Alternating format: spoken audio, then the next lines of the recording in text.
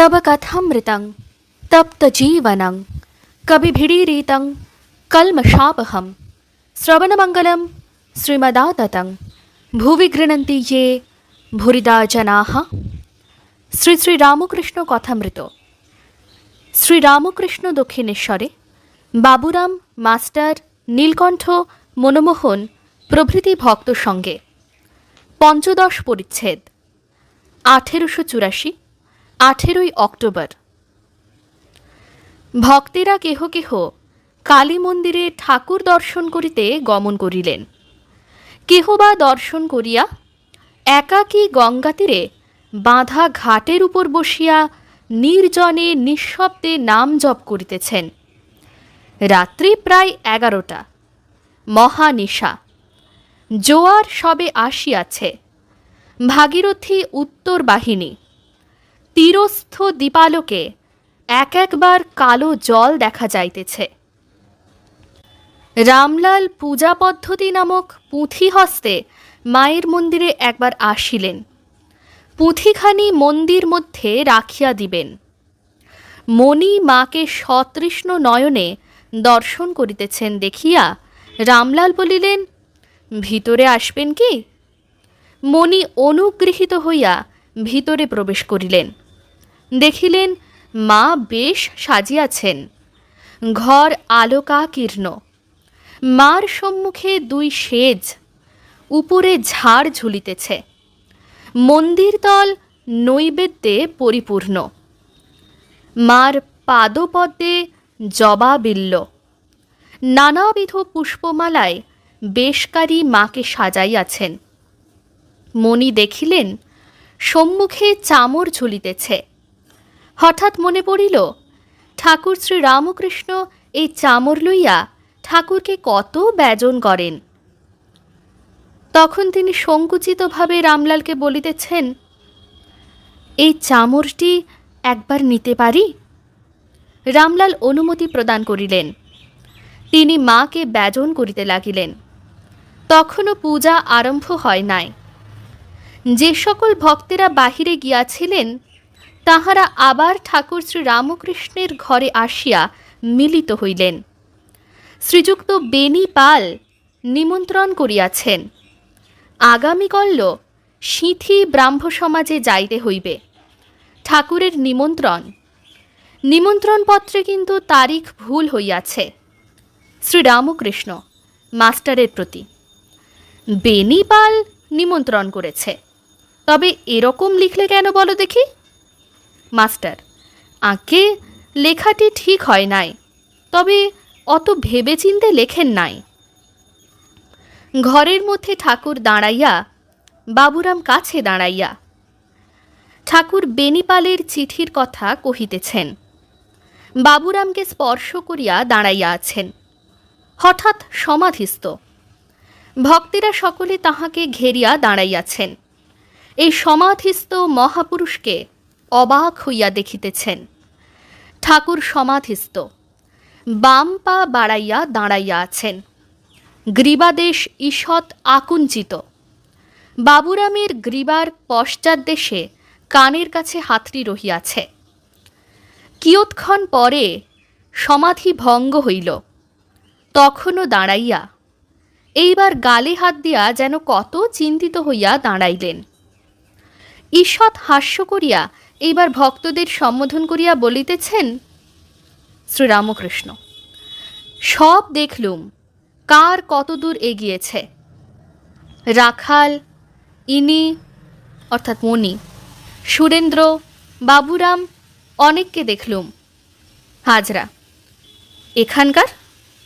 শ্রীরামকৃষ্ণ, হাঁ হাজরা। বেশি কি বন্ধন? শ্রীরামকৃষ্ণ, না হাজরা। নরেন্দ্রকে দেখলেন? শ্রীরামকৃষ্ণ, দেখি নাই, কিন্তু এখনও বলতে পারি একটু জড়িয়ে পড়েছে, কিন্তু সব্বাইয়ের হয়ে যাবে দেখলুম। মনির দিকে তাকাইয়া, সব দেখলুম ঘুপটি মেরে রয়েছে। ভক্তেরা অবাক, দৈববাণীর ন্যায় অদ্ভুত সংবাদ শুনিতেছেন। শ্রীরামকৃষ্ণ, কিন্তু একে অর্থাৎ বাবুরামকে ছুঁয়ে অরূপ হল। হাজরা, ফার্স্ট কে?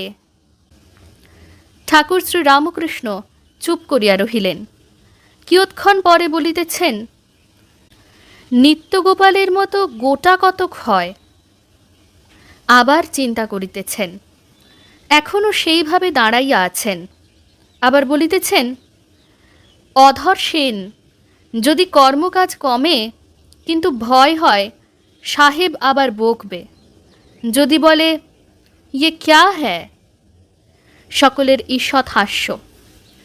ঠাকুর আবার নিজ আসনে গিয়া বসিলেন। ভক্তেরা মেঝেতে বসিলেন। বাবুরাম ও কিশোরী তাড়াতাড়ি করিয়া ছোট খাটটিতে গিয়া ঠাকুরের পাদমূলে বসিয়া একে একে পদসেবা করিতেছেন। শ্রীরামকৃষ্ণ কিশোরীর দিকে তাকাইয়া, আজ যে খুব সেবা।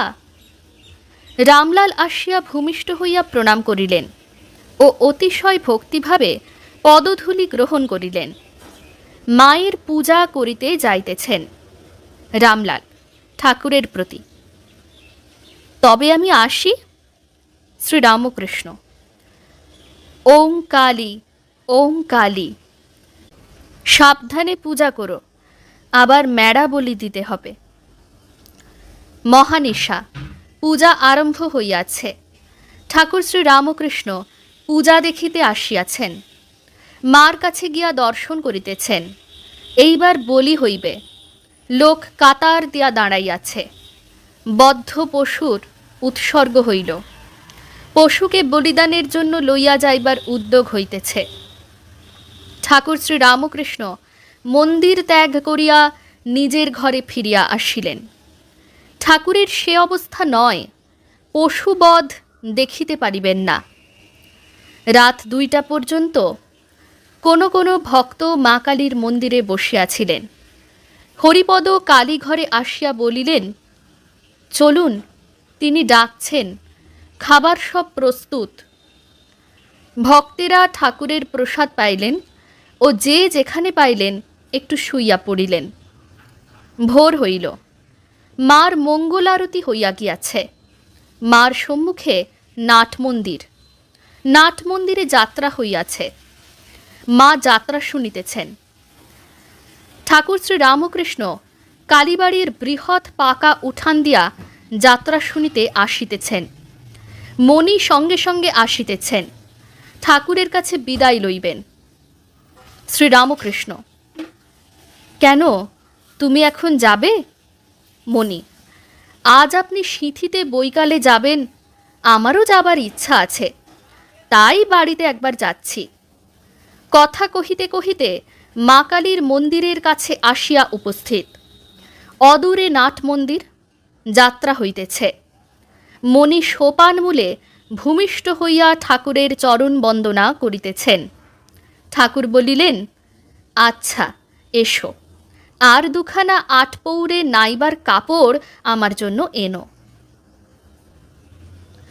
ওং নিরঞ্জনং নিত্যম অনন্তরূপম ভক্তানুকম্পাধৃতবিগ্রহং বৈ ঈশাবতারং পরমেশমেঢ্যং তং রামকৃষ্ণং শিরসা নমামঃ।